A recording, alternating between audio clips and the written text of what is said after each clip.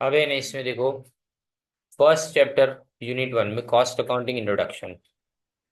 Financial accounting हमेशा आपको history की इंफॉर्मेशन प्रोवाइड करता है। इसका मतलब ये हुआ कि फाइनेंशियल एनालिसिस की जो इंफॉर्मेशन आपके पास होती है वो पुराने ट्रांजेक्शन्स के बेस के ऊपर होती है। राइट। तो इसका मेन मकसद क्या होता है? To record the transactions in the books to reveal the result of a concern, और वो भी एक पर्टिकुलर टाइम पीरियड के लिए होता है। फाइनेंशियल ट्रांजेक्शन जो भी अकाउंट्स है उसको प्रिपेयर कब किया जाता है? At the end of the year.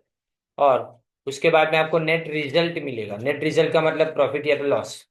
और फाइनेंशियल पोजीशन यानी आपकी बैलेंस शीट, जिसके अंदर आपकी असेट्स की वैल्यूएशन और लायबिलिटी की वैल्यूएशन क्या है वो आपको पता चलेगी। But the management of a concern needs detail information about the cost incurred during the year for the purpose of, किस लिए चाहिए? तीन मकसद: प्लानिंग, फ्यूचर का प्लानिंग, कॉस्ट कंट्रोल, अगर कॉस्ट ज्यादा है तो उसको कंट्रोल करे, डिसीजन मेकिंग यानी कौन सी प्रोडक्ट चलानी है, कौन सी प्रोडक्ट ड्रॉप कर देनी है उसके लिए। तो कॉस्ट अकाउंटिंग इसी के लिए डेवलप किया गया। वो आपको डिटेल इंफॉर्मेशन देता है about the cost. Cost accounting is a mechanism of accounting by means of which cost of service or products or departments or processes are ascertained and controlled in a manufacturing concern. The various deficiencies and limitations, याद रखना, जब तक आपको deficiency पता नहीं चलेगी तब तक किसी दूसरे का यूजफुलनेस आपको पता ना चले। इसलिए यहाँ पे याद रखना है कि पहले तो अपने देखिए फाइनेंशियल अकाउंटिंग में क्या प्रॉब्लम्स है। तो सबसे पहला प्रॉब्लम है profitability analysis. Advantage cost accounting को क्यों है, यानी मतलब लिमिटेशंस ऑफ फाइनेंशियल अकाउंटिंग वही कॉस्ट अकाउंटिंग के लिए एडवांटेज बन जाते हैं। Financial accounting fails to disclose the profit और losses associated with specific department. मैं अलग अलग डिपार्टमेंट का प्रॉफिट या लॉस जानना चाहता हूं, मैं नहीं कर पाऊंगा। राइट। तो इसका मतलब ये हुआ कि मैं अगर किसी प्रोसेस का प्रॉफिट या तो लॉस जानना चाहता हूँ, फाइनेंशियल अकाउंटिंग नहीं बताएगा। फाइनेंशियल अकाउंटिंग पूरे बिजनेस का प्रॉफिट या लॉस बताएगा। मुझे अगर एक स्पेसिफिक डिपार्टमेंट, प्रोसेस या तो प्रोडक्ट या फिर जॉब उसके बारे में जानना हो तो ये फाइनेंशियल अकाउंटिंग नहीं बताएगा। It is therefore not possible to know which line of product is profitable and not profitable. यानी अपने पास चार प्रोडक्ट है, कोई प्रोडक्ट अगर नुकसान भी करती होगी ना तो बाकी तीन के फायदे से उसका नुकसान छुप जाएगा फाइनेंशियल अकाउंटिंग में। लेकिन अगर मैं कॉस्ट अकाउंटिंग बनाता हूं तो मैं हर प्रोडक्ट का अकाउंटिंग अलग से करूंगा। तो मुझे पता चलेगा कि कौन सी प्रोडक्ट मुझे बंद कर देनी चाहिए क्योंकि वो लॉस कर रही है इसकी वजह से। In contrast, cost accounting provides detailed insight into the profitability of specific areas, enabling better resource allocation and strategic focus. Strategic focus का मतलब क्या? फ्यूचर में किस बात पे ज्यादा फोकस रखना है उस बात के ऊपर अपने फोकस कर पाएंगे यहाँ पे। अब इसके बाद में देखो ये पर्टिकुलर्स रुपीज, ये आपको कौन सी चीज बता रहा है? ये फाइनेंशियल अकाउंटिंग है आपके लिए। और फाइनेंशियल अकाउंटिंग में आपको पता चलता है कि आपका नेट प्रॉफिट कितना है। लेकिन यहाँ देखो स्टेटमेंट ऑफ इनकम में कॉस्ट अकाउंटिंग में सिर्फ जस्ट ऐसे ही है, आपको एग्जाम में ड्रॉ नहीं करना ये। राइट। ये सिर्फ आपको अंडरस्टैंडिंग के लिए दिया गया है। यहाँ पे आपके सामने तीन अलग अलग डिपार्टमेंट है, देखो कॉस्ट अकाउंट में ए बी और सी, और टोटल भी पता चलता है। आपको पता चला ऊपर वाले इन्फॉर्मेशन, दोनों में नेट प्रॉफिट 50,000 है, इसमें भी नेट प्रॉफिट तुम्हारा 50,000 है। राइट। यहाँ 50,000 है और यहाँ पे भी तुम्हारा नेट प्रॉफिट 50,000 है। लेकिन देखो कॉस्ट अकाउंटिंग में आपको पता चलता है कि ए जो है वो 20,000 का लॉस कर रहा है, बी प्रोडक्ट जो है वो जीरो यानी नो प्रॉफिट नो लॉस पे, खाली अकेला बी प्रॉफिट कर रहा है, जिसके प्रॉफिट के कारण इसका 20,000 का लॉस भी अपने कवर कर पाते हैं। और इसके कारण प्रॉफिट फाइनली कितना अपने सामने आता है? 50,000 का आता है। तो ये कॉस्ट अकाउंट आपको डिटेल इन्फॉर्मेशन इसके बारे में बताए। अब historical cost reporting. Financial accounting हमेशा हिस्ट्री के बेस के ऊपर होते हैं, मतलब जो ट्रांजेक्शन हो गए उसको अपने रिकॉर्ड करेंगे। हम एंटिसिपेट नहीं करते, मतलब फ्यूचर कॉस्ट के बारे में नहीं सोचते। Right. In contrast cost accounting focus is on ascertaining cost in advance, यानी अपने पहले से जज करते हैं कि क्या कॉस्ट हो सकती है और इसके बाद में उसको कंपेयर करेंगे एक्चुअल कॉस्ट के साथ में, जिससे कॉस्ट कंट्रोल में रहे। और वेरिएंस वेरिएंस एनालिसिस का मतलब क्या है? कहाँ पे डिफरेंस आ रहा है? हमने सोचा कि 85 रुपये में ये चीज बनेगी लेकिन बनी वो 52 रुपीज में, तो 2 रुपए का फर्क क्यों आया? उसको वेरिएंस बोला जाता है। तो वेरियंस एनालिसिस हम इसके ऊपर कर पाएंगे। फिर आता है performance appraisal. There is no system of developing norms and standard to appraise the efficiency in the use of material, labor, and other costs by comparing the actual performance with what should have been accomplished during a given period of time। यानी जब अपने financial accounting की बात करते हैं तो इसमें कोई नॉर्म्स यानी नियम नहीं बनाए गए, कोई स्टैंडर्ड नहीं है जिसमें अप्रेज यानी चेक कर पाए, अपने डिसाइड कर पाए कि मटेरियल में एफिशिएंसी कितनी है, मटेरियल कितना वेस्ट होता है, ये सब अपने जज नहीं कर पाते, किसके कारण? फाइनेंशियल अकाउंटिंग के कारण। लेकिन cost accounting addresses this gap bye setting performance standard. हम यहाँ पे क्या करेंगे, दोनों के स्टैंडर्ड बनाएंगे, परफॉर्मेंस स्टैंडर्ड बनाएंगे, उसको एक्चुअल स्टैंडर्ड के साथ में कंपेयर करेंगे, प्रोडक्ट के भी और उसके बाद में मटेरियल की, लेबर, सबके अलग अलग स्टैंडर्ड्स बनाएंगे। और helping organisation evaluate and improve operational efficiency.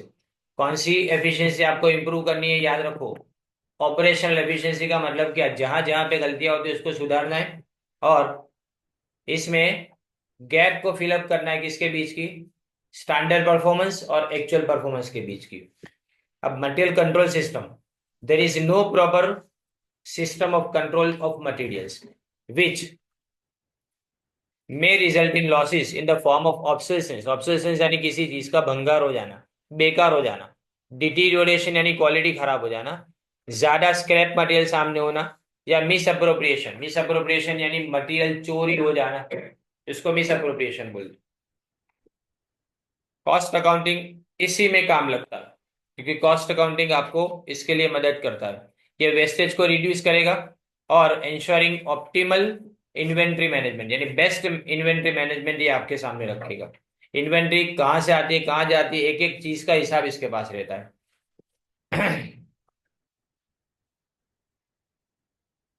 फिर उसके बाद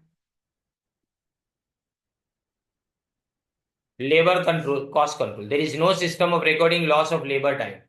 अब लॉस ऑफ लेबर टाइम का मतलब क्या, लेबर काम करने के लिए पूरा दिन आते हैं, हमने उसको पगार दी थी, या वही अपने किसके अंदर रिकॉर्ड करेंगे, फाइनेंशियल अकाउंटिंग में। लेकिन वो कितने टाइम सही में काम करता है, कितने टाइम बेकार बैठा रहता है, जिसको आइडल टाइम बोलते हैं, वो अपने रिकॉर्ड नहीं करते, किसके अंदर? फाइनेंशियल अकाउंटिंग में। Labour cost is not recorded by job process of department and as such no system of incentive may be easily use to compensate. Incentive का मतलब क्या? इंसेंटिव यानी एक्स्ट्रा बेनिफिट्स दिए जाते हैं वर्कर्स को, जो अच्छा काम करे उसको ज्यादा बेनिफिट्स मिलने चाहिए, लेकिन उसके बारे में कोई सिस्टम नहीं है। Cost accounting provides a detailed record of, यानी कॉस्ट अकाउंटिंग आपको एक पूरा रिकॉर्ड लेबर कॉस्ट का आपको प्रोवाइड करता है, कौन कब आया कब गया उसके बाद बारे में सारी इंफॉर्मेशन आपके पास होती है, जिससे आपको पता चलता है कि किसने कितना काम किया और उसको कितना इंसेंटिव यानी एक्स्ट्रा बेनिफिट मिलने चाहिए। Now, classification of cost. Expenses in financial accounting are not classified into categories such as direct, indirect, fixed, variable। ऐसा कुछ नहीं होता, ये सब कहाँ पे होता है? सिर्फ कॉस्ट अकाउंटिंग में। अपने डायरेक्ट मटेरियल किसको बोलते हैं? जो सीधा किसी प्रोडक्ट के साथ में डायरेक्टली कनेक्टेड हो, अपने को पता चल जाए कि ये इसी प्रोडक्ट को बनाने में लगता है, वो डायरेक्ट मटेरियल है। जबकि इनडायरेक्ट मटेरियल कोई भी चीज हो सकती है जो सीधी डायरेक्टली रिलेटेड ना हो। फिक्स यानी वो कभी चेंज नहीं होता, वेरिएबल यानी हर प्रोडक्ट के साथ वो चेंज होता है। Limiting their utility for the analysis, यानी उसका यूजफुलनेस तुम्हारे लिए कम हो जाता है, कारण तुमको पता ही नहीं कॉस्ट कौन सी है। जबकि कॉस्ट अकाउंटिंग आपको डिटेल क्लासिफिकेशन सिस्टम प्रोवाइड करता है। इसका मतलब आपके पास हर वो प्रोडक्ट के बारे में इंफॉर्मेशन है जिसके अंदर कोई भी मटेरियल यूज होता हो, तो डायरेक्ट कितना, इनडायरेक्ट कितना, फिक्स कितना, वेरिएबल कितना, वो सब इंफॉर्मेशन है। तो वो आपको डिसीजन मेकिंग में हेल्प करता है। फिर एनालिसिस ऑफ लॉसेस, याद रखो ये जितने भी तुम्हारे में डिसएडवांटेजेस है ना, वो डिसएडवांटेजेस लिखे होंगे चार अलग अलग, उसमें से आपको पूछेंगे which of the following is the disadvantages of, या तो limitations of financial accounting system, ये इस तरह से एमसीक्यू, राइट। और ट्रू और फॉल्स भी पूछ सकते हैं कि फाइनेंशियल अकाउंटिंग ये करता है, ये नहीं करता, ऐसा ट्रू और फॉल्स भी हो सकता है। And analysis of losses, financial accounting does not analyse losses due to inefficiency such as idle time और सब स्टैंडर्ड मटेरियल। मटेरियल अगर खराब हुआ तो इसके कारण तुम्हारी क्वालिटी इंप्रूव, सॉरी डिटीरियरेट हो जाएगी, प्रोडक्ट की क्वालिटी, पर ये सब के बारे में कोई बताता नहीं है फाइनेंशियल अकाउंटिंग में। लेकिन कॉस्ट अकाउंटिंग इसी गैप को फुलफिल करता है, फिल करता है bye identifying the causes of loss. सबसे पहली और इंपॉर्टेंट बात तो ये है कि कारण क्या, लॉस के कारण पहले जानना, वो आइडेंटिफाई करने का काम, और इसके बाद में मैनेजमेंट को ये पता चलता है कि उसको हटाने के लिए कौन से करेक्टिव मेजर्स अपने को लेने चाहिए। करेक्टिव मेजर्स यानी उसको सुधारना। फिर आता है उसके बाद में प्राइस डिटर्मिनेशन। फाइनेंशियल अकाउंटिंग के पास पूरी डेटा नहीं है, किसके बारे में, किसी भी प्रोडक्ट के बारे में भी या तो किसी भी सर्विस के बारे में भी उसके पास पूरी डेटा अवेलेबल नहीं है।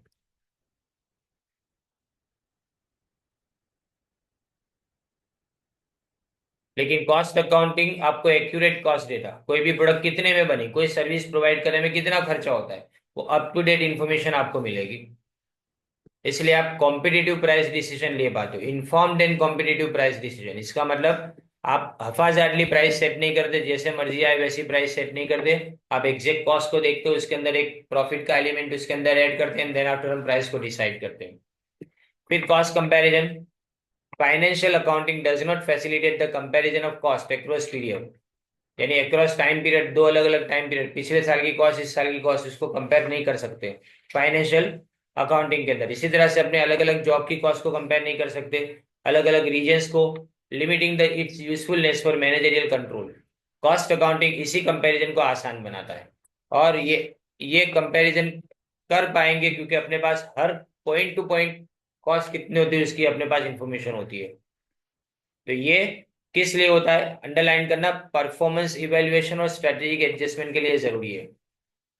कौन सी प्रोडक्ट रखनी चाहिए और कौन सी प्रोडक्ट के अंदर कंसिस्टेंटली डिटीरियोरेशन हो रहा है, ये पता चलता है।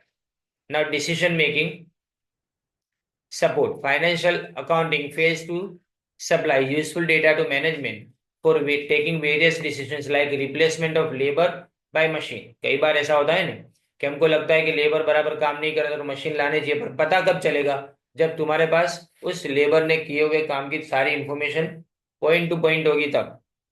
इसी तरह से कोई प्रोडक्ट को इंट्रोड्यूस करो या मेक और बाय डिसीजन, यानी प्रोडक्ट बनाए या प्रोडक्ट को बाहर से ले ले। एग्जाम्पल, स्कूटर बनाने वाली कंपनी टायर खुद मैन्युफैक्चर नहीं करती, स्कूटर बनाने वाली कंपनी खाली इंजन मैन्युफैक्चर करती है, बाकी कोई भी प्रोडक्ट अपने वहां पे मैन्युफैक्चर नहीं करती, वो खाली असेंबल कर लेती है।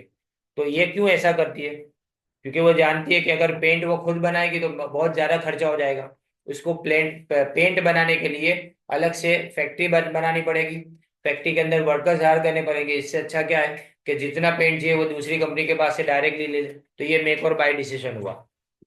Selection of the most profitable product mix. अगर चार अलग अलग प्रोडक्ट बना रहे हो तो उस चार प्रोडक्ट के अंदर कोई प्रोडक्ट का कितना रेशियो होना चाहिए, 40% ये प्रोडक्ट, 30% दूसरी प्रोडक्ट, फिर दूसरी 20% और फिर 10%, ऐसी किस तरह से प्रोडक्ट बनाएंगे उसके बारे में रेशियो आपको पता चलता है। तो financial accounting gives cost data, underline करना, कॉस्ट डेटा इन जनरल। आपको कॉस्ट पता चलती है लेकिन जनरल कॉस्ट पता चलती है। It is like a thermometer which can indicate only the temperature, लेकिन पता नहीं चलता कि बीमारी कहाँ पे। ये पता चलता है कि बुखार है लेकिन बुखार की वजह पता नहीं चलती। यानी कॉस्ट ज्यादा है ये पता चलता है, लेकिन क्यों कॉस्ट ज्यादा है ये पता करने के लिए आपको किसकी जरूरत पड़ेगी, कॉस्ट अकाउंटिंग की जरूरत पड़ेगी। अब देखिए ये फाइनेंशियल अकाउंटिंग और कॉस्ट अकाउंटिंग का दोनों को क्या बोला गया है, कॉम्प्लीमेंट्री भी है और सप्लीमेंट्री भी है, ये अंडरलाइन करना। और इसके साइड पे लिख देना, ये ट्रू और फॉल्स में पूछ सकते हैं।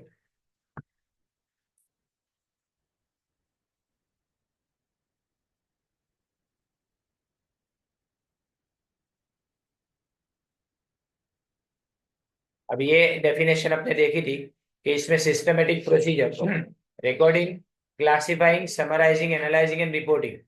पहले रिकॉर्ड करो, फिर इंफॉर्मेशन को इनकम, एक्सपेंडिचर, असेट, लायबिलिटी में क्लासिफाई करो, फिर उसकी समरी बनाना मतलब ट्रायल बैलेंस बनाओ, फाइनल अकाउंट्स बनाओ। फिर इसको एनालाइज करना मतलब उसके ऊपर से अलग अलग रेशियोज निकालेंगे, और रेशियो निकालने के बाद उसको रिपोर्ट करना जो स्टेक होल्डर्स है उनके पास। द प्राइमरी ऑब्जेक्टिव सिर्फ प्रॉफिट जानना है, लॉस जानना है, और financial accounting provide the true and fair evaluation of the business, पर वो एज ए बिजनेस होल, पूरे बिजनेस का आपको प्रॉफिट या लॉस, उसकी सिचुएशन क्या है, या तो फिर बिजनेस के अंदर असेट्स एंड लायबिलिटी की सिचुएशन क्या है वो आपको बताएगा। लेकिन वो क्या नहीं बता पाता, product to product, job to job, process to process, वो इंफॉर्मेशन आपको प्रोवाइड नहीं कर पाएगा। Cost accounting is as such is a subset of financial accounting. Subset का मतलब पार्ट ऑफ अंडरलाइन करना, एमसीक्यू पर लिख देना। And is focus on the process of conversion of raw material into finish goods. यानी इसको क्या बोलेंगे, cost accumulation process is the basic issue of cost accounting. उसके लिए इंपॉर्टेंट ये नहीं है कितना पैसा कमाया, उसके लिए इंपॉर्टेंट ये है कितना खर्चा हुआ, हर अलग अलग पॉइंट के ऊपर कहाँ पे खर्चा हुआ ये। अब ये उसका, उसकी समरी देखो पूरी। तो पहले फाइनेंशियल अकाउंटिंग का पर्पस हम ये सब पढ़ चुके हैं, फिर भी मैं इसका ओवरव्यू बताते जा रहा हूँ। कुछ पॉइंट याद रखने, अंडरलाइन करते जाना तो पूरा डिफरेंस बिटवीन समझ में आ जाएगा। देखो, इसमें पीएनएल अकाउंट और बैलेंस शीट प्रिपेयर करते हैं और रिपोर्ट बनाएंगे। जो रिपोर्ट किसकी तरफ जाएगी, ओनर्स, शेयर होल्डर्स और एक्सटर्नल यूजर्स, मतलब government, creditors, bank, financial institution, सबके पास। जबकि यहाँ कॉस्ट अकाउंटिंग सिर्फ इंटरनल यूजर है, अपने लिए जो होता है, दूसरे के लिए कॉस्ट अकाउंटिंग नहीं होता, क्योंकि वो मैनेजमेंट को इन्फॉर्मेशन प्रोवाइड की जाती है। तो अपने याद रखना है कि internal user, external user. Internal user कौन, कॉस्ट अकाउंटिंग, और फाइनेंशियल अकाउंटिंग इंटरनल एक्सटर्नल दोनों के लिए। स्टैट्यूटरी रिक्वायरमेंट, हर कंपनी को, हर इंस्टीट्यूट को अपने फाइनेंशियल अकाउंटिंग बनाने पड़ते हैं, चाहे सोल प्रोप्राइटरशिप हो, पार्टनरशिप हो, कोई भी हो। लेकिन ये जो है वो वॉलंटरी है। कौन सा, कॉस्ट अकाउंटिंग। यानी आपको जरूरत लगे तो बनाओ, नहीं तो नहीं। कुछ स्पेसिफाइड इंडस्ट्रीज के अंदर ये बनाना पड़ता है, वो कंपनीज एक्ट के अंदर लिखा गया है। कुछ लोगों के लिए मैंडेटरी, लेकिन एवरीवन के लिए मैंडेटरी कौन सा है, खाली फाइनेंशियल अकाउंट। अब analysis of cost and profit, इसमें प्रॉफिट या तो लॉस पता चलता है फाइनेंशियल अकाउंटिंग के अंदर, पर पूरे कंसर्न का, पूरे टाइम पीरियड का। और यहाँ पे आपको इंडिविजुअल प्रोडक्ट डिपार्टमेंट या तो प्रोसेस के बारे में जानना हो तो फाइनेंशियल अकाउंटिंग उसके बारे में इंफॉर्मेशन प्रोवाइड नहीं करेगा। लेकिन कॉस्ट अकाउंटिंग आपको detail cost and profit data provide करता है, हर प्रोडक्ट के बारे में, हर डिपार्टमेंट के बारे में और हर प्रोसेस के बारे में। फिर पीरियोडिसिटी, नॉर्मली फाइनेंशियल, ये इंपॉर्टेंट है, फाइनेंशियल अकाउंटिंग एक साल का होता है नॉर्मली, बराबर, एनुअल बेसिस के ऊपर प्रिपेयर किया जाता है। लेकिन कॉस्ट अकाउंटिंग कभी भी डेली भी प्रिपेयर करो, वीकली करो, मंथली करो, कोई इसके लिए होता नहीं है कुछ ऐसा कि आपको इतने टाइम पीरियड के लिए प्रिपेयर करना पड़ेगा। देन आफ्टर, कंट्रोल एस्पेक्ट, यहाँ पे कंट्रोल एस्पेक्ट के लिए कोई इंपॉर्टेंस नहीं है इसका, मतलब मैं कॉस्ट को कंट्रोल नहीं कर सकता फाइनेंशियल अकाउंटिंग को ध्यान में रख के। लेकिन कॉस्ट अकाउंटिंग का मकसद ये होता है कि पहले स्टैंडर्ड कॉस्ट बनाओ, यानी एक नॉर्मल कॉस्ट कितनी होगी उसका अपने जजमेंट ले, और उसके बाद में उसको कंट्रोल करे। अगर वो एक्चुअल कॉस्ट के साथ डिफर कर रहा है तो एक्चुअल कॉस्ट को कंट्रोल करके हम कहाँ पे लेके आएंगे, स्टैंडर्ड कॉस्ट तक लेके आएंगे। अब हिस्टोरिकल एंड प्रीडिटरमाइंड कॉस्ट, ये भी इंपॉर्टेंट है। हिस्टोरिकल इंफॉर्मेशन फाइनेंशियल अकाउंटिंग, लेकिन ये प्रीडिटरमाइंड कॉस्ट, ऑलरेडी तुम्हारे पास कॉस्ट पहले से पता है आपको, तो उसी कॉस्ट को अपने ध्यान में रख के इसके अंदर काम करते हैं। अब फॉर्मेट ऑफ प्रेजेंटिंग इंफॉर्मेशन, इसके अंदर एक सिंगल फॉर्मेट है, profit and loss account, balance sheet और कैश फ्लो स्टेटमेंट, तीन चीजें बनानी पड़ती, ये आएगा, टिक कर देना। फाइनेंशियल अकाउंटिंग के टोटल चार कंपोनेंट है, चार चीजें कंपलसरी हर कंपनी को बनानी पड़ती है। एक तो प्रॉफिट एंड लॉस अकाउंट, एक बैलेंस शीट, एक कैश फ्लो स्टेटमेंट, और चौथा नोट्स टू अकाउंट्स। ये नोट्स है नहीं, सब पार्ट ऑफ फाइनेंशियल स्टेटमेंट के अंदर आते हैं, चार चीजें बनानी पड़ती है। लेकिन यहाँ पे कॉस्ट अकाउंटिंग के अंदर cost information tailor to management need, tailor यानी जैसी जरूरत हो वैसा बनाएंगे। हर मैनेजमेंट की रिक्वायरमेंट अलग अलग होती है, एज पर मैनेजमेंट नीड्स लिख सकते हो टेलर टू की जगह पे, टेलर टू निकाल दो, इसकी जगह पे एज पर मैनेजमेंट नीड्स ऐसा लिखो तो इजी पड़ेगा। लेक्स यूनिफॉर्म फॉर्मेट, इसका कोई फॉर्मेट नहीं होता, इसलिए मैं आपको बार बार बोलता था, जब मैं आपको क्वेश्चन सिखाता था तब मैंने आपको बोला था कि इसके अंदर कोई फॉर्मेट नहीं जाता। नॉर्मली कैसा होता है कि कौन सा एक्सपेंस ऊपर नीचे हो जाए तो चलता है, खाली ओवर हेड्स ऊपर नीचे नहीं होने चाहिए, मतलब मेन हेड ऊपर नीचे नहीं होना चाहिए।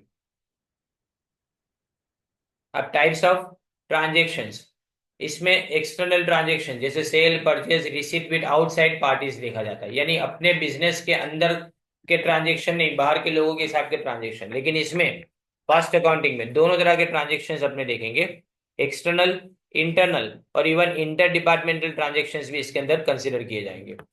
फिर types of statements, prepare general purpose statement यानी profit and loss account and balance sheet use by many classes of people, इस सब को यूज करने वाले बहुत सारे लोग होते हैं। यानी प्रॉफिट एंड लॉस अकाउंट और बैलेंस शीट को कई सारे लोग यूज करते हैं। यहाँ पे जनरेट स्पेशल पर्पस स्टेटमेंट, ये रिपोर्ट कैसा होता है, जिसने मांगा उसके लिए बनाया जाता है। इसका मतलब अगर अपने बिजनेस के लिए मांगा गया, किसी एक प्रोडक्ट के बारे में मांगा गया, तो उसी के बारे में बताएंगे। तो ये देखो अलग अलग तरह की रिपोर्ट है, loss of material report, idle time report, variance report, ये सब। ये एमसीक्यू में पूछ सकती है, तीन चीजें लिखे और which of the following is not part of cost accounting statement, तो प्रॉफिट एंड लॉस अकाउंट उसका हिस्सा नहीं है, बैलेंस शीट उसका हिस्सा नहीं है, लेकिन लॉस ऑफ मटेरियल रिपोर्ट उसका हिस्सा है, आइडल टाइम रिपोर्ट उसका हिस्सा है और वेरिएंस रिपोर्ट उसका हिस्सा है।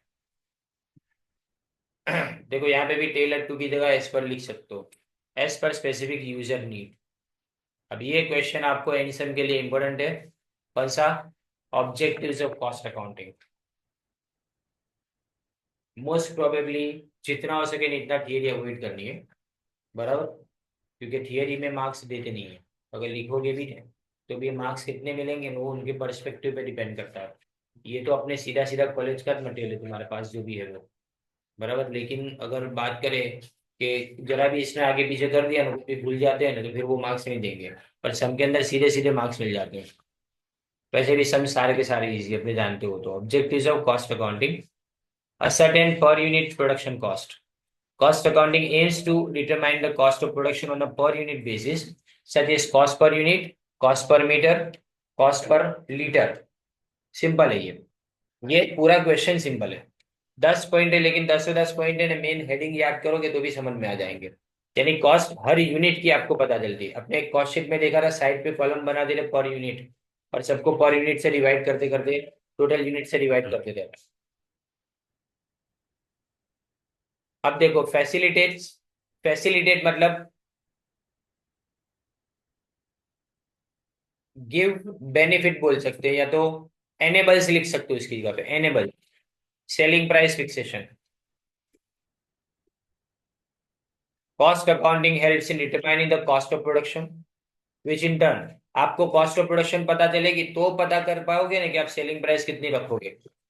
फिर इसके बाद में enable cost control and reduction.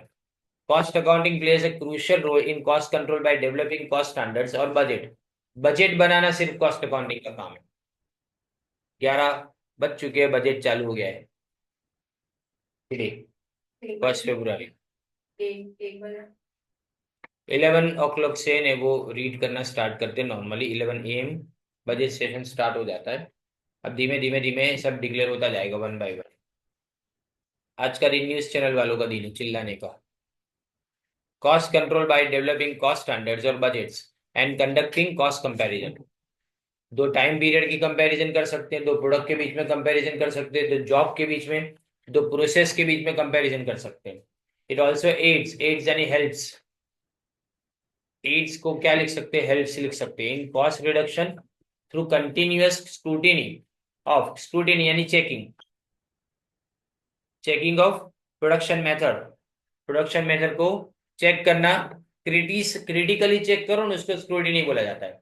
यानी गलती और सही चीज दोनों निकालने के लिए अपने अगर किसी चीज को चेक करते हैं तो उसको स्क्रूटिनी बोलते हैं। Of production methods employing techniques like value analysis, time and motion study, standardisation and simplification, ये सब है ना तुम्हारे सिलेबस में। टाइम एंड मोशन स्टडी किसने बताया था? Frederick Taylor. स्टैंडर्डाइजेशन और सिंप्लीफिकेशन भी उसी ने बताया था। यानी मतलब कॉस्ट अकाउंटिंग का बेस जो है ना, वो साइंटिफिक मैनेजमेंट है। इसीलिए कॉस्ट अकाउंटिंग दूसरे नाम से अगर डिसीजन मेकिंग में बोला जाए तो उसको मैनेजमेंट अकाउंटिंग बोलेंगे। 5th सेम में एक सब्जेक्ट होगा शायद, 5th या 6th में, क्योंकि नॉर्मली ये 4th सेम में होता था पहले, कॉस्ट अकाउंटिंग के तुरंत बाद। कॉस्ट अकाउंटिंग पहले 3rd सेम में होता था, 4th सेम के अंदर मैनेजमेंट अकाउंटिंग होता था, तो इसके बाद आएगा कोई दूसरा सब्जेक्ट तो मैनेजमेंट अकाउंटिंग। फिर ये enable cost control and reduction में ये लास्ट जो लाइन है उसको अंडरलाइन कर देना। Value analysis, time and motion study, standardisation and simplification. फिर analyse profitability at various levels. Cost accounting helps in analysing the profitability of different divisions, activities, units, products, processes, or departments, providing valuable insight into the organization's financial performance. यानी profitability, जितना ज्यादा profit बढ़े ना उतना ज्यादा अपने लिए अच्छा। तो ये प्रॉफिटेबिलिटी अलग अलग लेवल्स के कितनी होगी ना, वो डिसाइड करने का काम किसका है? ये कॉस्ट अकाउंटिंग का है।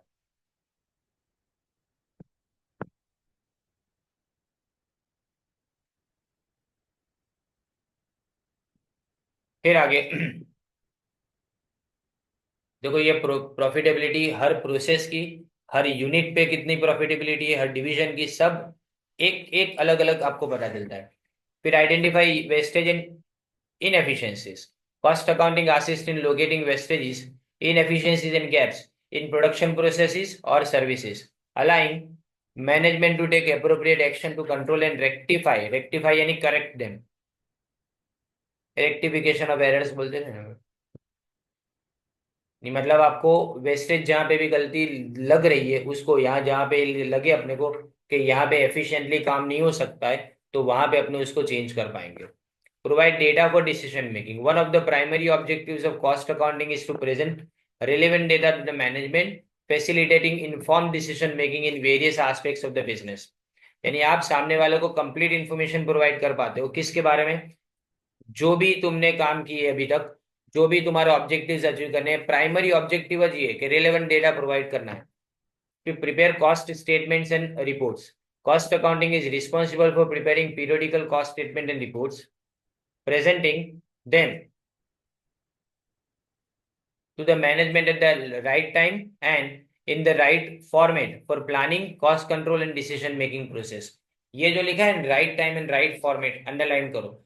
मकसद क्या होता है? तीन चीजें। ये पहली स्टार्टिंग में जब अपने डेफिनेशन में जब देखा ना, तब मैंने बताया था तीन चीजें।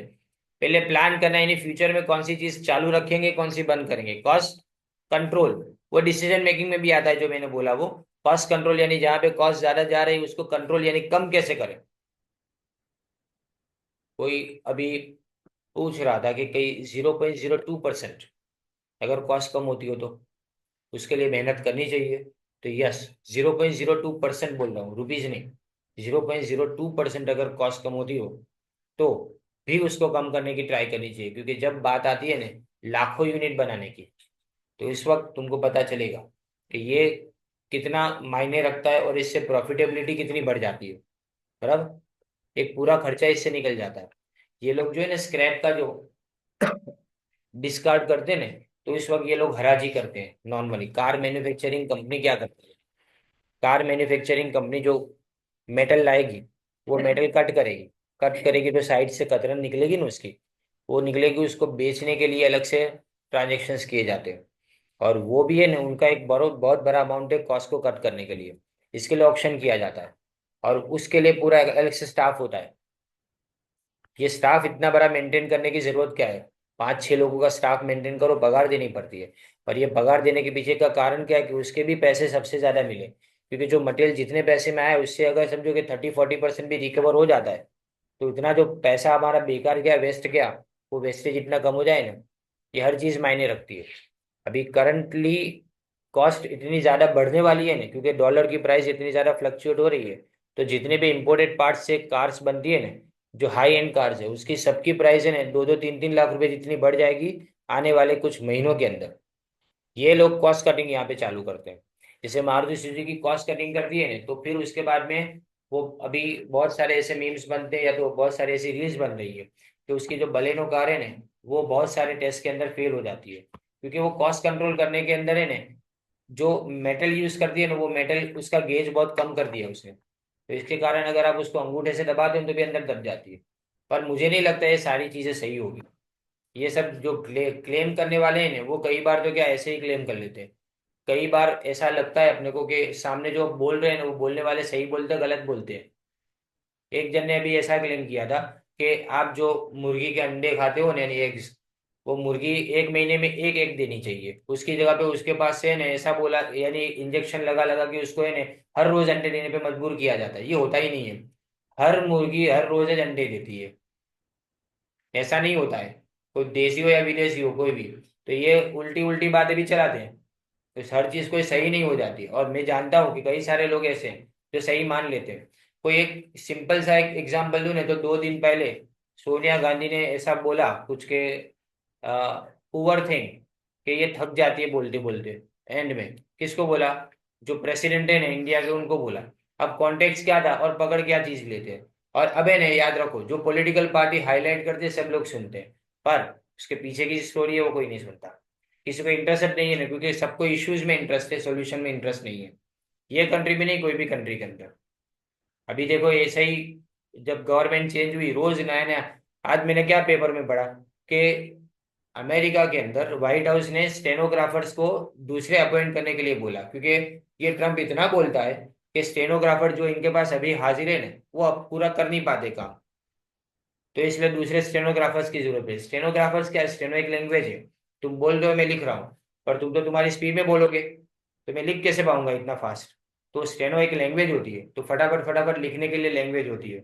रिकॉर्ड भी किया जाता है, पर क्या लिखने वाले फटाफट वो चीज को आगे बढ़ा सकते हैं। तो स्टेनो की स्पीड जो है ना, वो 40 वर्ड्स 60 वर्ड्स पर मिनट जितनी होनी चाहिए। वर्ड्स, अल्फाबेट नहीं बोल रहा हूँ मैं, पूरे वर्ड्स होते हैं। ए को खाली एक लाइन कर दिया जाता है, बी को खाली एक साइड पे क्रॉस कर दिया जाता है, ऐसे ही पूरी लैंग्वेज बनती है। हम जब पढ़ते थे ना, उस टाइम पे स्टेनो एक सब्जेक्ट भी होता था। 10th स्टैंडर्ड में आप स्टेनो ले सकते हो, पर इतना डिफिकल्ट लगता था ना कि कोई बहुत ज्यादा रेयरेस्ट ऑफ रेयर केस के अंदर आपको मिले। सेक्रेटरी किसी भी कंपनी का बनने के लिए 1980s के अंदर आपको स्टेनो आना कंपलसरी था, टाइपिंग आना आपको कंपलसरी था। आज कोई नहीं मांगता ये सब चीजें। तो ये जो चेंज होते हैं ना, वो बहुत ज्यादा जरूरी है। Formulate incentive and bonus plan. Cost accounting aids management in formulating and implementing incentive and bonus plan. Incentive plan यानी आपको बोनस कितना दिया जाएगा। अभी आपने देखा वो चाइना के अंदर एक जन ने ऐसा किया कि सब टेबल के ऊपर कैश बिठा दी, बोला 15 मिनट में जितनी गिन सकते हो ले जाओ। It is a kind of bonus plan. या एक गेम की गेम भी हो गई, प्लस अंदर अंदर कंपटीशन भी हो गई कि 15 मिनट में कितनी कैश ले सकते हैं। करोड़ों रुपये। जो चाइना की करेंसी का नाम renminbi, REN, renminbi, MINBI। China की करेंसी रेनमिनबी, बराबर है। Based on productivity and cost saving measures, promoting employ motivation and efficiency. Employ motivate होते हैं अगर उनको क्या बोनस मिलेगा तो, ज्यादा बोनस मिलेगा तो। Access departmental and process efficiency. Cost accounting allows the study of relative efficiency among different departments, products, processes, or machines, providing opportunities for improvement and optimization. What is optimization? Best possible level के ऊपर आपको production करना है, वो optimisation है। Opportunity किसके लिए होनी चाहिए? इंप्रूवमेंट करने के लिए। Now maximise profit through optimal resource utilisation. The utility ultimate objective of cost accounting is to maximise profit by ensuring optimal utilization of material, labor, machinery, financial resources, and management efforts, leading to improved overall organizational performance। यानी इसमें क्या, material का utilisation होना चाहिए, labour बराबर से, machinery बराबर से, हर चीज का मैक्सिमम पॉसिबल यूटिलाइजेशन होना चाहिए, तभी कॉस्ट कंट्रोल में आ सकती है। अब ये देखो, इसके अंदर बेसिक टर्मिनोलॉजी वो लास्ट पॉइंट कर लेते हैं। देखो कॉस्ट क्या है। Cost is a measurement, in underline करो, monetary terms, of the amount of resource is used for the purpose of production of goods or rendering of service। rendering service का मतलब providing। in short, जितना भी expenditure हम करते हैं incurred on a giving thing, यानी कोई चीज को प्रोवाइड करने के लिए जितना भी खर्चा किया वो आ गया। The amount of expenditure may be actual और नोशनल। एक्चुअल का मतलब जो खर्चा हो वो एक्चुअल, नोशनल यानी अंदाजा। सिर्फ अंदाजा खर्चा हुआ नहीं, खाली अंदाज लगाया। It represents the resources which have been or must be sacrificed to attain a particular objective। यानी मैं कितना खर्चा करूंगा, इसका मतलब मैं कितने पैसे यूज करूंगा। पैसा मेरा रिसोर्स है, तो रिसोर्स मैंने सेक्रीफाइस किया, मैंने छोड़ दिया जिससे मैं कोई चीज बना पाऊं। Sacrificed may be direct or indirect। Thus, the cost is the amount of resources used for something which must be able to be measured in terms of money. याद रखो, पैसे के अंदर अगर जिसको अपने मेजर नहीं कर सकते वो कॉस्ट नहीं है। अब कॉस्टिंग क्या है? कॉस्ट अमाउंट है, कॉस्टिंग टेक्निक है। नीचे लिखा है ये देखो, it is the technique and process of ascertaining cost. सब कुछ थे मैं तुमको जब इसका मटेरियल दूंगा नेक्स्ट वीक के अंदर। जितने भी पेपर हैं उसके सारे क्वेश्चंस वो जब मैं तुमको दूंगा तो तुमको पता चलेगा ये सारे थियरी के क्वेश्चन से ज्यादा है। अगर आपको 25 क्वेश्चन पूछेंगे एमसीक्यू के अंदर, तो उसमें से फर्स्ट यूनिट के अंदर थियरी का 7 से 8 मार्क का वेटेज होगा थियरी का खाली। इसलिए ये पढ़ना पड़ेगा, क्योंकि आगे कॉस्ट क्लासिफिकेशन है, 100% उसमें से क्वेश्चन है। कॉस्ट का क्लासिफिकेशन जो है ना उसमें से। Now technique, it refers to analyzing and presenting cost to management for planning, cost control and decision making। वापिस वही आया, बराबर। क्या करना है, हम एनालाइज करेंगे और प्रेजेंट करेंगे जितनी भी कॉस्ट है उसको तीन मकसद के लिए, पहले प्लानिंग के लिए, दूसरा कॉस्ट कंट्रोल के लिए, तीसरा डिसीजन मेकिंग के लिए। It refers to the body of principles and rules which are, underline करो, body of principles and rules which are used for ascertaining the cost of manufacturing a product or the cost of rendering a service। मतलब जो cost है उसको खाली cost बोलेंगे, लेकिन इस cost को डिसाइड करने की जो टेक्निक्स है उसको अपने क्या बोलेंगे, इसको अपने बोलेंगे कॉस्टिंग बोलेंगे, राइट।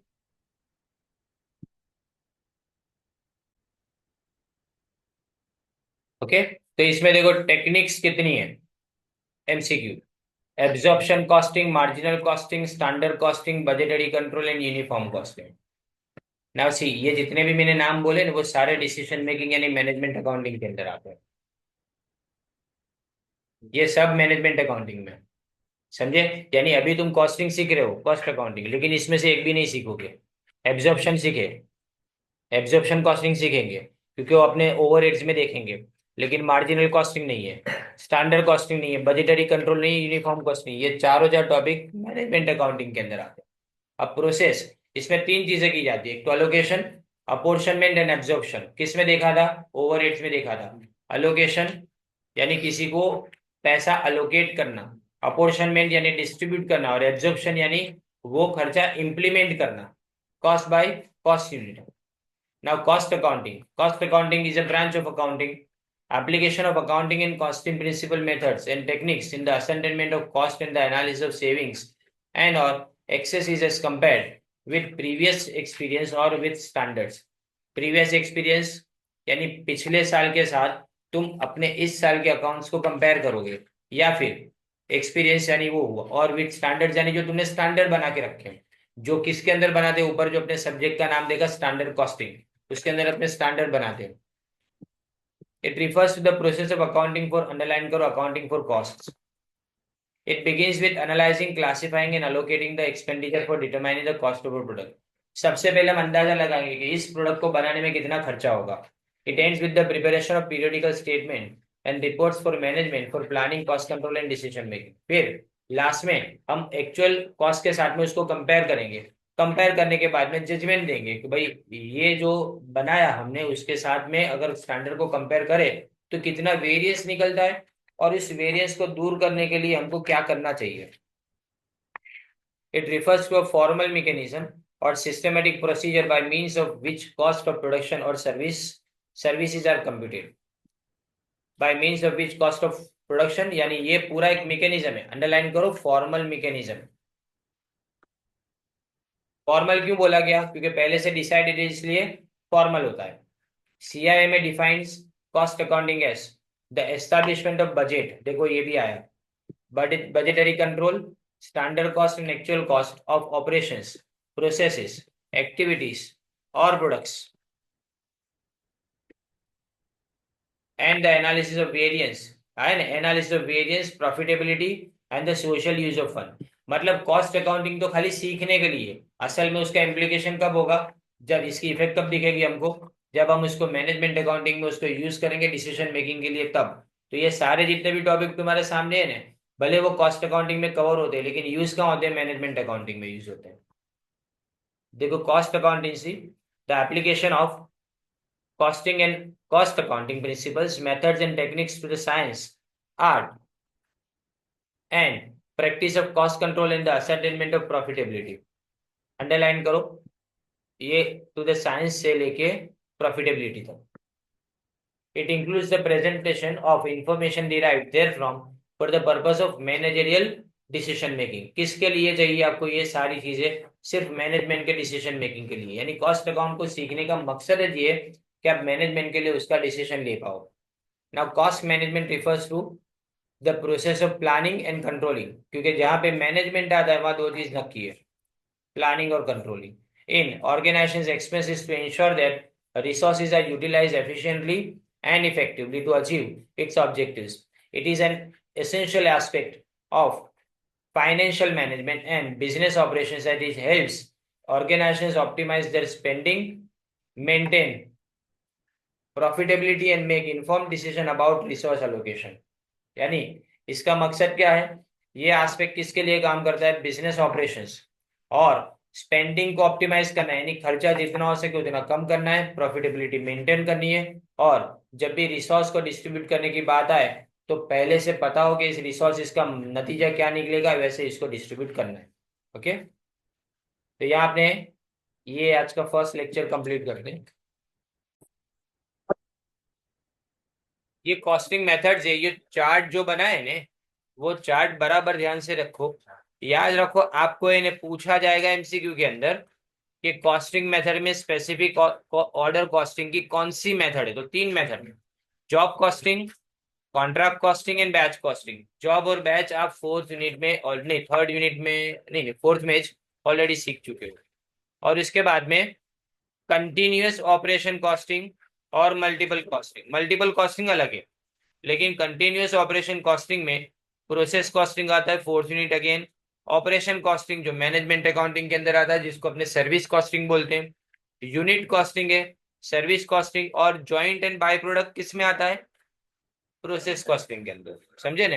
तो जॉइंट एंड बाय प्रोडक्ट में कैसा होता है, अपने प्रोसेस कॉस्टिंग में सम्स करते थे, जिसमें अपने अगर जितने भी यूनिट प्रोड्यूस करते हैं उसमें से 50% बेच देते और 50% दूसरे प्रोसेस में ले जाते, वो वाला, तो वो जॉइंट एंड बाय प्रोडक्ट हुआ, राइट।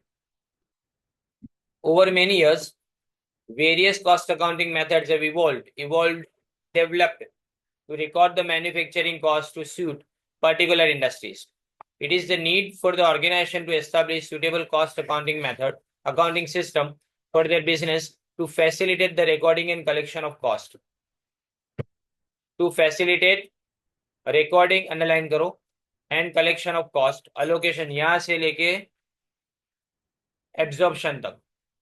देखो मैंने आपको समझाया था पहले भी कि रिकॉर्डिंग यानी कॉस्ट को रिकॉर्ड करना, कलेक्ट करना इसका मतलब जितनी कॉस्ट होती है उसको देखना, फिर अलोकेट करना मतलब कौन से डिपार्टमेंट में कितना खर्चा होगा, अपोर्शनमेंट का मतलब उसको प्रॉपर रेशियो में डिवाइड करना, और एब्जॉर्प्शन का मतलब उसी cost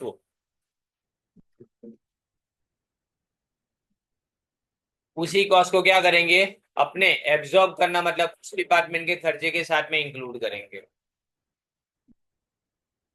analysis and control of cost.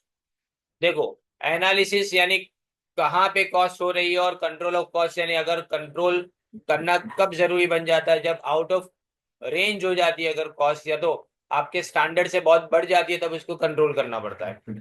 What ever the costing method is use, the basic costing principle relating to collection, analysis, allocation, apportionment and absorption is use. जो method वैसे अपने इसको यूज करेंगे, राइट। कैटेगरीज में divide करो इसको, एक specific order costing और कंटिन्यूअस ऑपरेटिंग कॉस्टिंग। तो अपने देखो मल्टीपल कॉस्टिंग मेथड भी आता है, जिसमें एक से ज्यादा मेथड कवर करो, वो मल्टीपल कॉस्टिंग है। ये अंडरलाइन करो एमसीक्यू के लिए। The multiple costing method covers application of more than one costing method. Last line, second last, ये क्लासिफिकेशन हमने ऊपर देखा। फिर इसके बाद में देखो specific order costing are used by business organisation which involve in make, किसी चीज को बनाना, असेंबल करना यानी जोड़ना, कंस्ट्रक्ट करना यानी पूरा जमीन से कोई मकान को बनाना वैसा होता है, और products to individual customer specific order. Underline करो, इंडिविजुअल कस्टमर्स स्पेसिफिक ऑर्डर, यानी किसी कस्टमर ने जो ऑर्डर दिया उसके मुताबिक अगर तुम उसको बना के दे रहे हो कोई चीज, तो ये तुम्हारे लिए क्या हो गया, स्पेसिफिक ऑर्डर कॉस्टिंग है। जैसे मैंने बोला कि मेरा मकान बना के दो, तो ये स्पेसिफिक ऑर्डर कॉस्टिंग हो गया। मेरे लिए अगर केक बना के दो, तो ये स्पेसिफिक ऑर्डर कॉस्टिंग हो गया, क्योंकि मैं अगर उसको डिजाइन दे रहा हूँ केक के लिए, या मैं उसको ऐसा बोल रहा हूँ कि किस तरह का मुझे केक चाहिए, तो ये स्पेसिफिक ऑर्डर कॉस्टिंग हो गया, right. The specific order costing is further classified job costing. Meaning खाली याद रखने इसके, देखो जहां पे अंडरलाइन करो work is undertaken to meet customer special requirement, job costing का मतलब ये होता है जितनी भी चीजें तुम ऑर्डर से देते हो उन्हें, वो जॉब कॉस्टिंग है। एग्जाम्पल, गाड़ी सर्विस में देना, जॉब कार्ड बनाते हैं वो लोग, बोलते हैं ना क्या बनाते हैं, जॉब कार्ड, मतलब जॉब कॉस्टिंग हो गया।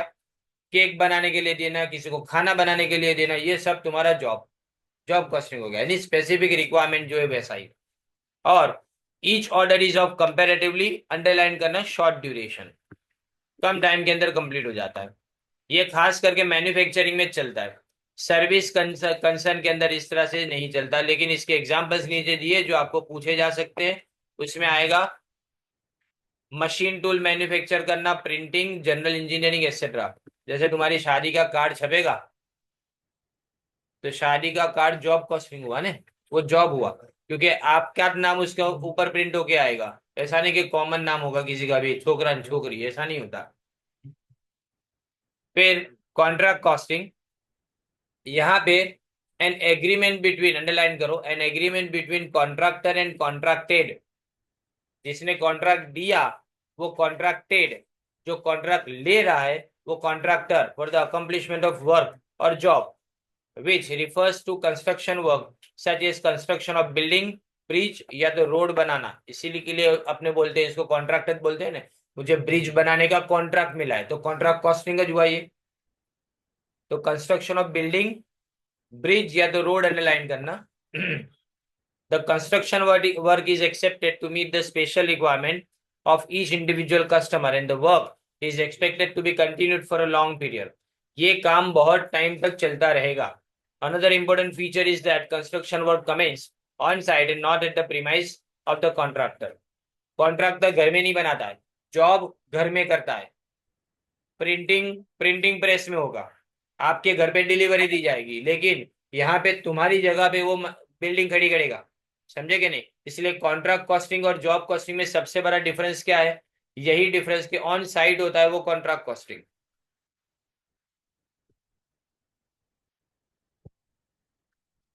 अब बैच कॉस्टिंग, ऑन साइट को अंडरलाइन कर देना ऊपर। फिर batch costing, this method is suited in cases where customer orders certain, underline करो, certain quantity of identical items, एक ही तरह की चीजें बनाने के लिए बोला गया हो, और a batch of identical parts or products produced within a concern for replenishing stock. Batch costing is suitable for industries like pharmaceutical industries where medicine, underline करना, फार्मास्यूटिकल इंडस्ट्री में कौन सी चीजें सुटेबल है पूछ सकते हैं आपको, लाइक मेडिसिन, इंजेक्शन एक्सेट्रा। इसी तरह से रेडीमेड गारमेंट में भी हो सकता है ये। अब continuous operation costing, where organisations which involve in, underline करना, mass production of products. Continuous कहाँ चलता है? मास प्रोडक्शन, एक जैसी हजारों चीजें बना रहे पर एक जैसी बना रहे, वहां कंटिन्यूअस ऑपरेशन कॉस्टिंग होता है। जैसे कार बनाना, स्कूटर्स बनाना, ये सब में आएगा। Through continuous operations which will then be sold from stock and will not be produced, will not be है ही नहीं है, will not be produce to the specific requirement of the customer. हम customer की रिक्वायरमेंट यहाँ पे उसके मुताबिक नहीं बनाते, हम अपनी प्रोडक्ट बना देते हैं, कस्टमर को अपनी रिक्वायरमेंट होगी उस प्रोडक्ट के अंदर सेटिस्फाई होती हुई दिखेगी, तो कस्टमर हमारी प्रोडक्ट खरीदेगा। The important feature of continuous operation costing is that the process involves in production of identical units of output and total costs are divided by number of units produced to give the average cost per unit. The continuous operation costing is classified into following, underline करो, देखो इसमें, in production of identical units of output, पहली बात क्या, identical units का होना, दूसरा total cost divided by number of units. इससे आपको क्या मिलता है? सिर्फ एवरेज कॉस्ट मिलती है। तीन चीजों को यहाँ पे इंपॉर्टेंस देना है आपको। अब देखो इसमें process costing, it is used to ascertain the cost of, underline करना, ईच स्टेज ऑफ मैन्युफैक्चर, हर एक एक स्टेज कंप्लीट होता है, मैन्युफैक्चर का एक स्टेज कंप्लीट हुआ, फिर काम अटकता है, उसके बाद में नेक्स्ट प्रोसेस में जाता है, where material is pass through various operations to obtain the final product और result with by product in many cases at different stages. By product का मतलब क्या, उसके अंदर से एक प्रोडक्ट निकलती है जिसको अपने साइड पे रख देते हैं और बाकी की प्रोडक्ट को अपने आगे कंटिन्यू करते हैं। ये मेथड अंडरलाइन करना कौन से जगह पे, केमिकल्स, डेयरी, टेक्सटाइल, पेपर और शुगर में काम लगती है। डेयरी इंडस्ट्री बाई प्रोडक्ट वाली इंडस्ट्री है, मिल्क में से अलग अलग चीजें बनती जाती है। फिर operation costing, this method is a refinement over process costing as a refinement का मतलब उसका इंप्रूवमेंट किया गया, ऐसा operation costing. As a manufacturing consist of distinct operation, distinct यानी अलग अलग operation, it is therefore called detail application of process costing. तो पूछ सकते हैं आपको कि which is called detail application of process costing, तो इसमें ऑपरेशन कॉस्टिंग आंसर आएगा आपका। Under this method costs are collected, accumulated and ascertain. देखो पहले कलेक्ट करना, उसके बाद में एक्यूमुलेट यानी इकट्ठा करना, सारी कॉस्ट का टोटल करना, फिर उसके बाद में नक्की करना कि कौन से ऑपरेशन के अंदर कितना, मैन्युफैक्चरिंग प्रोसेस की कौन से ऑपरेशन में कितना खर्चा हुआ तुम्हारा। यानी यहाँ पे हर ऑपरेशन को सेपरेटली एक अलग से गिना जाता है, ऐसा सेपरेटली वर्ड को अंडरलाइन करना। This method therefore provides detailed analysis of cost and ensures a high degree of accuracy and control.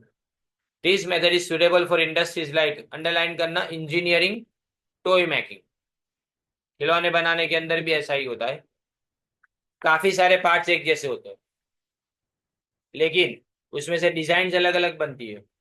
Process costing is use for continuous flow production of standardised products, while operation costing कहाँ पे use किया जाता है, custom made, सामने वाले ने थोड़ा change करने का बोला, डिमांड। एक एग्जांपल देता हूँ, बुक प्रिंट होती है, बराबर ध्यान से समझना, अपने जो नोटबुक्स फुल स्केप बुक होती है ना, वो छापने वाली इंडस्ट्री अलग से होती है, राइट। उसका जो टाइटल पेज है ना, उसके टाइटल पेज के ऊपर कवर अलग लगाए जाते हैं, ये ऑपरेशन कॉस्टिंग हो गया तुम्हारे लिए। किसी संस्था ने ऐसा बोला, चैरिटेबल इंस्टीट्यूशन, कि हमको बच्चों को देने के लिए बुक्स चाहिए, तो नवनीत वाला उसके लिए अलग से बुक छापेगा, किस तरह से, खाली टाइटल चेंज कर देगा, उसके अलावा बाकी सारी चीजें सेम होगी, तो ये ऑपरेशन कॉस्टिंग होगा, क्योंकि सामने वाले कस्टमर ने डिमांड किया है। ये जॉब कॉस्टिंग के अंदर नहीं आ सकता, क्योंकि पेपर वगैरह सेम रहेगा, पेपर वगैरह तो मास प्रोडक्शन से जो होता है, उसके ऊपर जो स्केलिंग की जाती है, लाइन ड्रॉ की जाती है, वो भी सेम रहेगा। खाली चेंज क्या हो रहा है, खाली ऊपर का कवर चेंज हो रहा है। इसको क्या बोलेंगे, कस्टम मेड या तो मेड टू ऑर्डर प्रोडक्ट्स बोलेंगे। कस्टम मेड और मेड टू ऑर्डर प्रोडक्ट्स के लिए क्या चीज चाहिए, स्पेसिफिकेशन अलग अलग हो, तब तब आपको चाहिए ऑपरेशन कॉस्टिंग। अब यूनिक कॉस्टिंग, इसको सिंगल कॉस्टिंग या तो आउटपुट कॉस्टिंग बोलते हैं, अंडरलाइन करना, एक ही चीज का costing. It is applicable to the concerns where there is a production of single article, एक चीज बना बना करते हैं और लेकिन लार्ज नंबर के अंदर, और ये सारी जितनी भी प्रोडक्ट्स है वो थर्ड लाइन में लिखा है आइडेंटिकल या तो होमोजीनियस यानी एक जैसी होती है, और only a few grades of similar articles, अगर अलग भी होगी ना तो भी थोड़ा थोड़ा उसके अंदर फर्क होगा।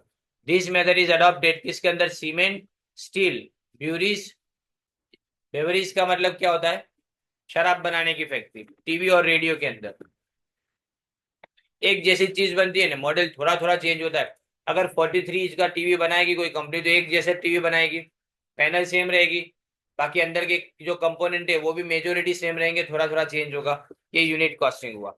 जबकि सर्विस कॉस्टिंग,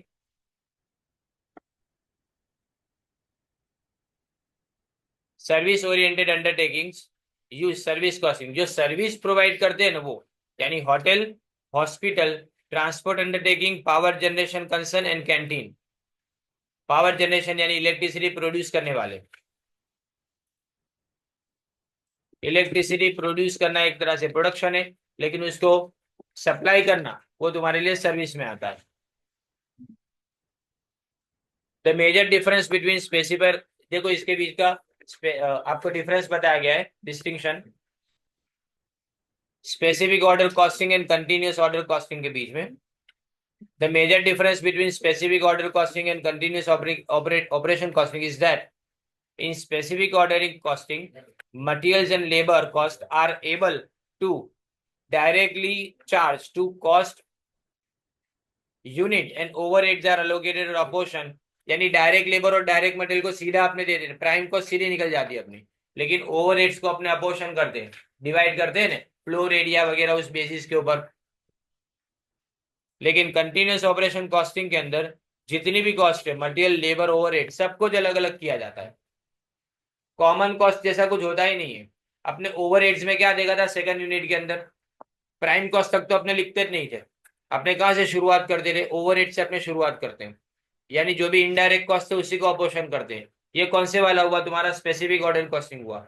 लेकिन जब तुमने कौन सा वाला प्रोसेस कॉस्टिंग किया था, तो उसके अंदर हर प्रोसेस के अंदर तुम डायरेक्ट मटेरियल भी लिखते थे, डायरेक्ट लेबर भी लिखते थे, यानी हर प्रोसेस में अलग अलग लिखो, वो प्रोसेस में आता है, लेकिन स्पेसिफिक में हर प्रोसेस में अलग अलग नहीं। वो बाकी सारे एक्सपेंस से, जैसे जॉब कॉस्टिंग में अपने क्या देखते थे, तीनों दिन में direct labour direct material same रखते थे। तीन मेथड होती थी, कौन कौन सी, ओवरहेड एब्जॉर्प्शन की मेथड होती थी, उसके अंदर अपने तीन मेथड, एक तो machine hour method, labour hour method, और तुम्हारी जो डायरेक्ट लेबर परसेंटेज वाली मेथड है उसके अंदर, तीनों दिन में अपने डायरेक्ट मटेरियल और डायरेक्ट लेबर सेम रखते थे, बराबर नहीं, यानी मतलब पहले वाला सेम रहता है, बाकी का चेंज होता रहता है। अब आता है multiple costing in case of a complex product. Complex product का मतलब क्या, जिसमें बहुत सारे अलग अलग प्रोसेस हो, जिसमें बहुत सारे कंपोनेंट यूज होते हो, तो इसमें एक से ज्यादा अपने कॉस्टिंग मेथड चलाते हैं। Here hence it is called multiple costing या तो कंपोजिट कॉस्टिंग, दूसरा नाम कंपोजिट कॉस्टिंग।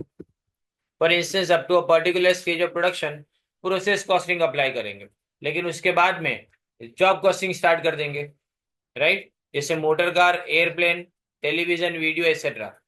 जैसे कि प्लेन बनाना एयर इंडिया के लिए, तो बोइंग अलग से प्लेन नहीं बनाती उसके लिए, वो प्लेन का स्ट्रक्चर वगैरह सेम रहेगा, लेकिन एयर इंडिया ने बोला कि सीट के अंदर हमारा नाम आना चाहिए, तो ये जॉब कॉस्टिंग चालू हो गया।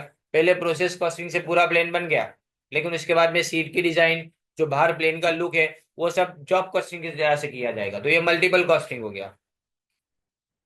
टेलीविजन और वीडियो इन सब के अंदर भी इसी तरह से किया जाता है। अब कॉस्टिंग मेथड, यहाँ पे एग्जांपल्स दिए, ये आपको पूरा का पूरा जो टेबल है वो एमसीक्यू के लिए काम लगेगा। ये ऑलरेडी ऊपर आ चुका है, ये खाली उसको नक्शल में एक खाली चार्ट के अंदर या तो एक टेबल के अंदर इन्होंने बताया है। अब इसके बाद देखें cost systems, types and techniques in of costing.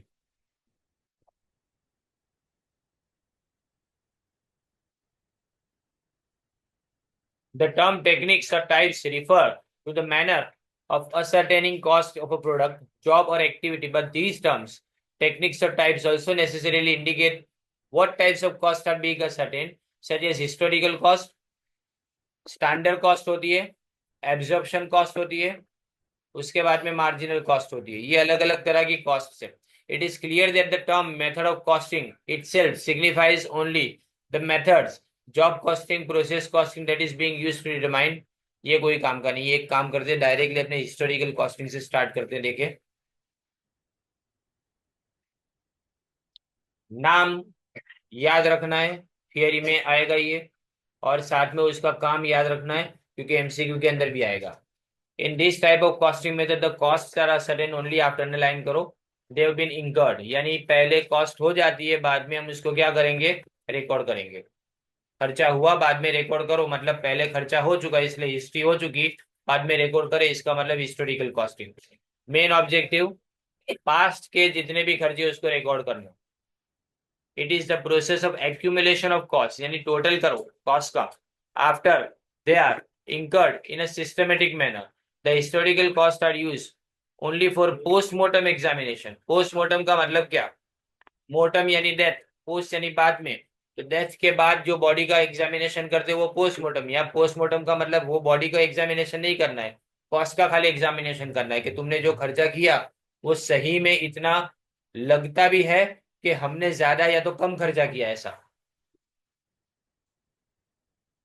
अब एक्चुअल कॉस्ट, तो ये ने एक पेपर में मैंने देखा था कि कौन सी कॉस्ट पोस्टमार्टम एग्जामिनेशन होती है, तो ये हिस्टोरिकल कॉस्ट में आता है, right, of actual cost incurred and it would be too late to control. लेकिन याद रखो अब कंट्रोल से बाहर है, खर्चा हो चुका है तो अब इसको तुम कम नहीं कर सकते। अब आने वाले कॉस्ट को तुम रेगुलेट कर सकते हो, लेकिन जो हो चुका उसको कंट्रोल नहीं कर सकते। The actual figures can be compared only when the standard of performance exists। तुमने जो खर्चा किया उसको कंपेयर करने के लिए तुम्हारे पास एक स्टैंडर्ड होना चाहिए ना।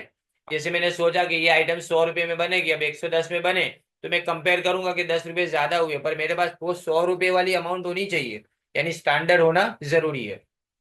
अब एब्जॉर्प्शन या तो full costing, under the absorption costing system all fixed and variable cost are allotted to cost unit and total overhead are absorbed according to, underline करो, अकॉर्डिंग टू एक्टिविटी लेवल। ये main है, जैसी activity वैसी cost. In the absorption costing fixed manufacturing overheads are allocated to products and these are included in stock valuation.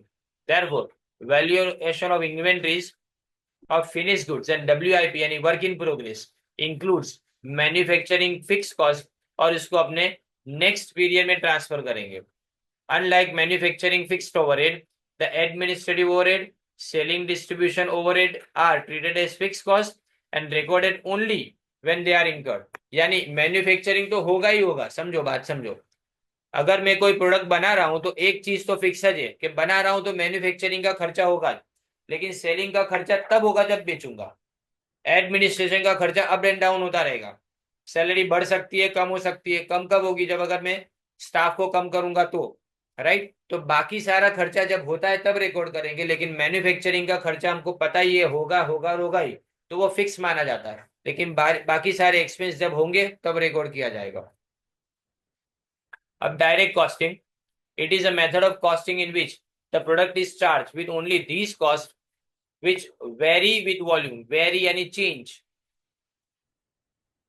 Volume यानी quantity, जितनी quantity ज्यादा ने उतनी कॉस्ट भी ज्यादा। वेरिएबल और direct cost such as direct material, direct labor and variable manufacturing expenses are the examples of costs charged to the product. All indirect costs are charged through valuation।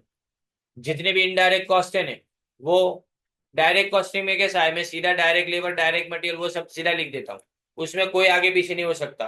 मैं बार बार ये समझा चुका हूँ आपको कि अगर मैं बात कर रहा हूँ कि कोई भी एक एक सिंपल सा एग्जांपल लेते हैं कि अगर मैं चाय बना रहा हूँ तो चाय के अंदर चाय पत्ती, दूध और शुगर, ये डायरेक्ट एक्सपेंस है, ये होगा ही होगा, बराबर ने। लेकिन उसके बाद अगर मैं कप एंड सॉसर की बात करूं तो वो कोई भी रख सकते हैं। तीन बेसिक एक्सपेंस है, लेकिन बाद में जो जितने भी एक्सपेंस है वो कैसे हो गए, इनडायरेक्ट एक्सपेंस हो जाते हैं। ये सब सीधे अपने प्रोडक्ट के साथ में चार्ज कर सकते हैं। चाय पियेंगे तो तीन चीजें तो फील होगी जो उसके अंदर। मैं तो बोलता हूँ चार पानी भी डालते हैं, पर पानी की अपने वैल्यू नहीं गिनते। All indirect cost are charge to valuation.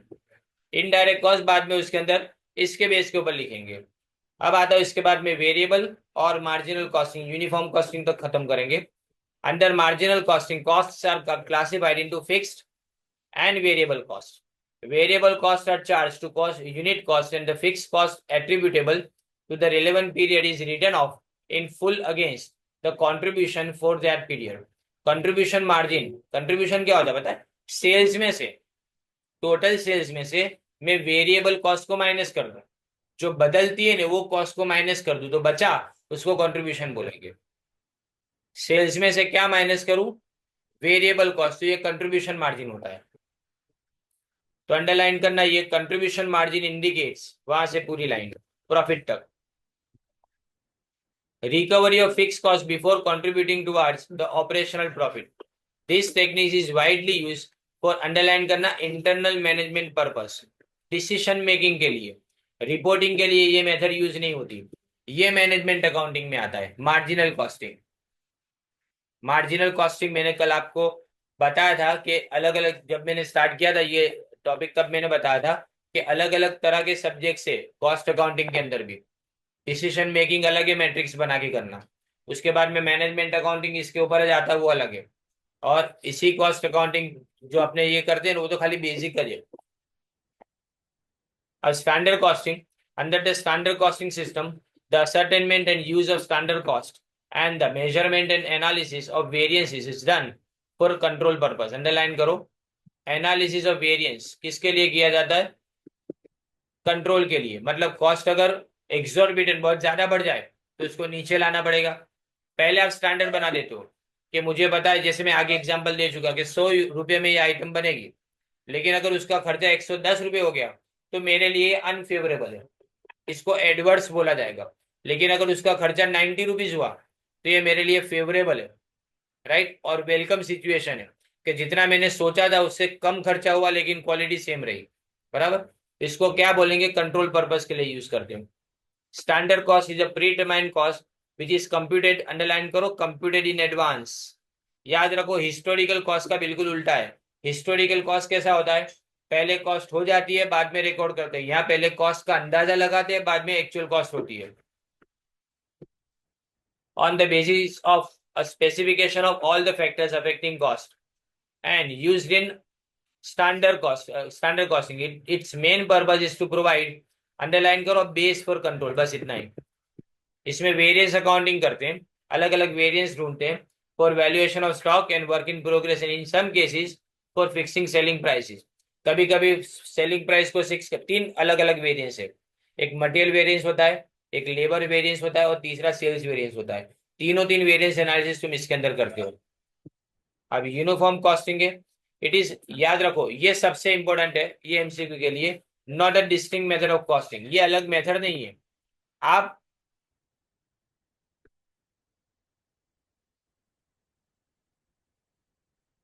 अगर आप अलग से मेथड करो ने तो वो सारी ऊपर वाली मेथड है।